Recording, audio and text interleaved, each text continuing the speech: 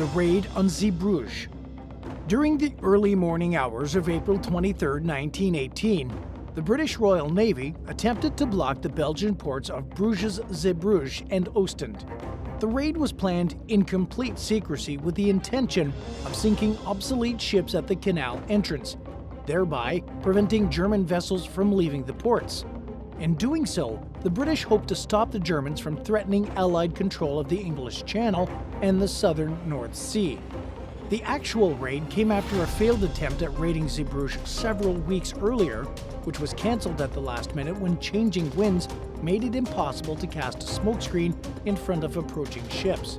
During the second attempt, the Allies managed to sink 2 out of 3 block ships in the narrowest section of the Bruges-Ostend Canal. But this was not where they were supposed to be sunk, and within days the Germans were able to navigate U-boats in and out of the canal at high tide.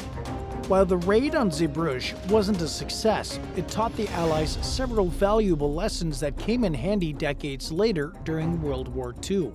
There was also a subsequent blocking attempt that managed to continue slowing down U-boat traffic, which was never restored to its previous levels. Balaclava Submarine Base, Object 825. During the frenzied arms race that took place between the United States and the Soviet Union after World War II, during the early stages of the Cold War, both superpowers also prepared for possible attacks from the other by establishing ultra-secure, heavily fortified military bases. The Soviets established one such facility, known as Object 825, in the small oceanside town of Balaclava on the Crimean Peninsula, an area that has functioned as a Russian military port for centuries. Built underground as a naval installation in 1957, the base was invisible from the open sea, concealing it from the prying eyes of enemy forces. During the 4-year construction period, builders blasted away tons and tons of rock to create a 2,000-foot-long tunnel that connected different sections of the interior. The base was designed to withstand the force of a nuclear attack and was equipped to effectively respond to one. It also functioned as a repair center for the Soviet Black Sea fleet of submarines.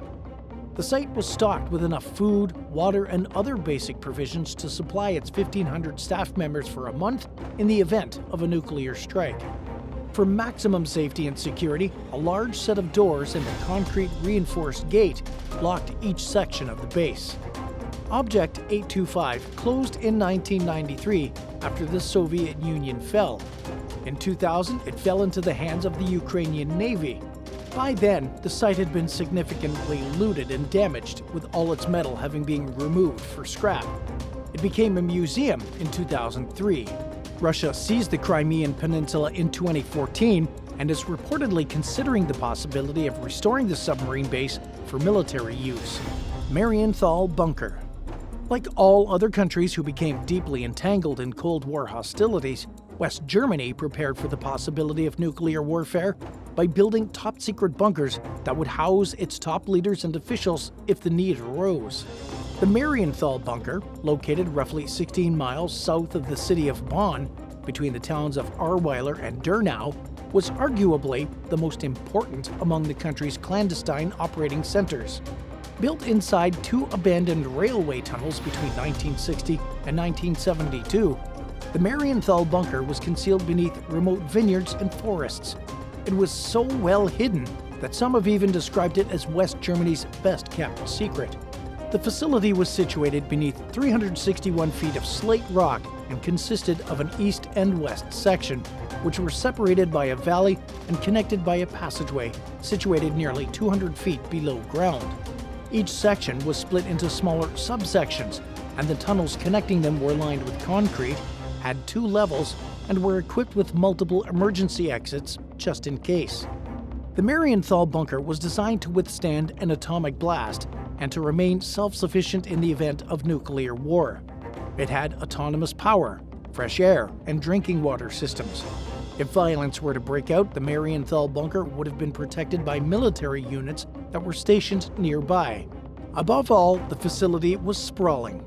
Altogether, it contained nearly 900 offices and 936 dormitories, and it was capable of accommodating around 3,000 people for up to a month without help from the outside. The bunker was abandoned in 1997 following the decision to relocate the capital of reunified Germany to Berlin. All that remains of the Marienthal Bunker today are its gutted and sealed tunnels, along with the access buildings which have been welded shut. Have you ever been inside a secret bunker? Tell us about it in the comments below. Battery 223. There's a mysterious, drab concrete structure along the Atlantic coast in Cape May, New Jersey. And to say it looks out of place would be an understatement. The locals know all about it, but if it's your first time seeing the strange construction, it might take you by surprise. Officially known as Battery 223, the building functioned as a harbor defense battery for the U.S. Army's Fort Miles military installation during World War II. It was built in 1943 as part of a bigger modernization program that saw the construction of multiple fortifications along the country's east and west coasts. With 6-inch thick reinforced concrete walls and a blast-proof roof, the battery was designed to withstand direct hits from battleships and aircraft. The structure was concealed by sand and earth and was equipped with 6-inch guns that had a 9-mile range. Fortunately, those guns never fired at an enemy. Battery 223 was decommissioned in 1944 as the war turned in favor of the Allies and advancing technology rendered the fort obsolete. The Navy used it for radio communications for a brief period after 1958, and in 1962 it became part of Cape May Point State Park. The site looks much different now than it did 77 years ago. When the battery was built, it was roughly 900 feet from the shoreline. Today, it sits right against the water thanks to coastal erosion and rising sea levels, and it's no longer covered in dirt since it's no longer a secret, although greenery still grows on the roof. Bayantal. The remains of a sprawling Soviet air base called Bayantal can be found in the Mongolian portion of the vast Gobi Desert, 19 miles from the nearest town. A crumbling arch marks the entrance to the property, which contains old barracks, aircraft hangars, monuments, supply depots, and an overgrown 2-mile-long runway and other disused structures. The concrete is cracked, the metal is rusting, and vegetation has reclaimed spaces that were once designated for human use. You could say that Bayantal looks like it was abandoned much longer ago than it actually was. From the 1970s to sometime during the 1990s, it operated as a first line of defense against potential invasion from China. Like many of the USSR's other bases, it closed when the Soviet Union fell. The entrances to the old apartment buildings have mostly been sealed off or blocked by deliberately collapsed staircases, making the interiors inaccessible to curious visitors. A group of explorers managed to bypass these obstacles and get into one of the buildings in 2013, but they mostly encountered garbage left behind by past squatters rather than anything interesting, although they did find some remnants of past residents, including old Soviet newspapers and several layers of wallpaper. Nomadic families are known to occasionally set up camp at Bayantal, where they live between rather than within the buildings as their cattle graze among the ruins. There are several other abandoned Soviet bases throughout Mongolia, including one at Choibalsan. During their days of operation, the areas surrounding these bases consisted largely of military personnel and their families. For example, after the Soviet Union collapsed, the local population at Choibalsan dwindled from over 300,000 to around 39,000, turning entire neighborhoods into ghost towns. The Alvira Bunkers. The rural village of Wisetown, later renamed Alvira, was established in 1825 in central Pennsylvania. At its peak, it was home to 165 landowners, as well as a church, a barber shop, and a general store. When the U.S. entered World War II following the Japanese attack on Pearl Harbor in late 1941, the federal government made it an urgent priority to produce much-needed war materials and to establish storage facilities for any surplus. During the spring of 1942, authorities took possession of 8,000 acres of land, including Alvira, through eminent domain. Although the citizens of Alvira were bought out, the government allegedly told them that they'd be able to return someday and that they'd find all their buildings as they'd left them. But this ultimately proved to be untrue. Residents received cash payouts and instructed to move, and the feds proceeded to raze the buildings to the ground, then constructed an ordnance depot where the town once stood. Betty E. Yoder, whose parents were among those evicted from Alvira, told the Daily Item in 2017 that her parents received $2,400 for their 58-acre plot of land and used it to buy another farm elsewhere. Originally named the Susquehanna Ordnance Depot, the new facility consisted of 149 igloo-style bunkers that were used for storing TNT. It wasn't long before the government realized that they had overestimated their need for the explosive, so they emptied out the bunkers and divvied up parts of the land to new owners, including the military and prison owners. The portion of the property containing the bunkers was turned over to the state of Pennsylvania and designated as a game reserve. Most of the Alvira bunkers still stand today, but they're not always noticeable at first glance thanks to the brush and foliage that often camouflage them from view. Some of the bunkers are still accessible, while others are welded or locked shut. Those that are open tend to be heavily vandalized. And although Alvira's houses were torn down, some of the stone foundations are still visible and the town cemetery is still there. Ark D-0 Bunker. During the early 1950s, Yugoslavian dictator Josip Broz Tito came up with the idea of establishing a secret, remote bunker that would serve as an emergency shelter for him, top officials and military leaders, and other members of his inner circle. He gave his army the task of building the clandestine facility at the base of a large hill near the town of Konjic in what is now Bosnia and Herzegovina.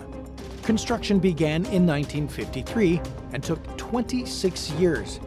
Amazingly, the builders managed to keep it completely hidden from the public, and it remained a secret until the breakup of Yugoslavia during the 1990s.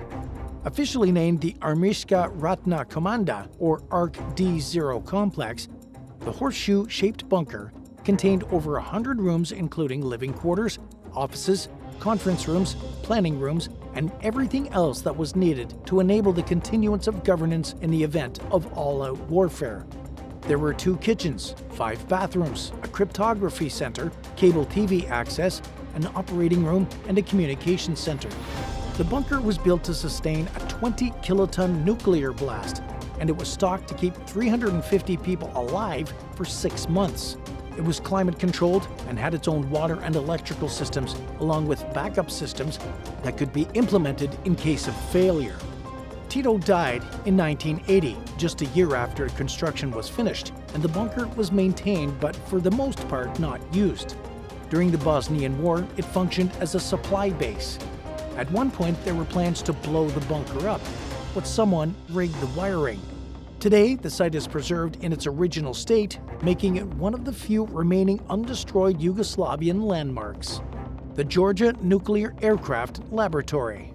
Hidden in Georgia's Dawson Forest, the Georgia Nuclear Aircraft Laboratory, also called the Air Force Plant 67 or AFP-67, is a former United States Air Force testing facility that also served as Lockheed's nuclear aircraft test site. Built during the early 1950s, the remote site's main purpose was for developers to determine whether creating a nuclear-powered aircraft was a realistic goal. Because the facility's nuclear reactor was unshielded, employees had to retreat into underground bunkers anytime it was turned on. According to rumors, the radiation was so intense that all the trees in the surrounding forest lost their leaves.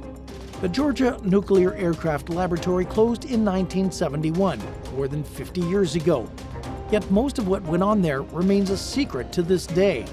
All that's physically left of the facility are the concrete pilings and husks that were left behind, as well as the laboratory's foundation and the remnants of a smaller building. Parts of the site remain fenced off and inaccessible to the public, just as they were when they were in use, albeit a little less closely guarded. The underground tunnels and bunkers that housed the personnel when the reactor was in use have been filled in, but people continue to search for them. There's supposedly no detectable radiation at the site, but I'm still not sure if I'd be daring enough to explore the property. Would you? Thanks for watching. Have you heard of any of these secret military bases before watching this video? Tell us in the comments below, and remember to subscribe. See you next time.